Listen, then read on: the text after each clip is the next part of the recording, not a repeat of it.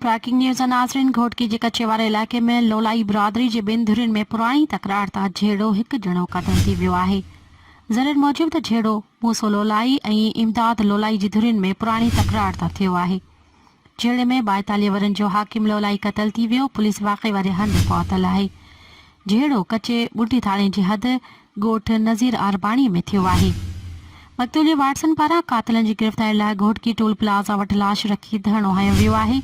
धरणे सबबि पंजाब ऐं सिंध तरफ़ ईंदड़ वेंदड़ ट्रैफ़िक मुअतल थी वई आहे। गाॾियुनि जूं डिघियूं कतारूं लॻी वयूं आहिनि। ब्रेकिंग न्यूज़ नाज़रीन जेका हिकु दफ़ो ॿीहर दोहराईंदा हलूं। घोटकीअ जे कचे वारे इलाइक़े में लोलाई बिरादरी जे ॿिनि धुरियुनि में पुराणी तकरार तां झेड़ो हिकु ॼणो क़तल थी वियो आहे। ज़रियुनि मूजिबि त झेड़ो मूसा लोलाई इमदाद लोलाई जी धुरियुनि में पुराणी तकरार तां थियो आहे। झेड़े में 42 वरनि जो हाकिम लोलाई क़तल थी वियो। पुलिस वाक़े वारे हंधि पहुतल आहे।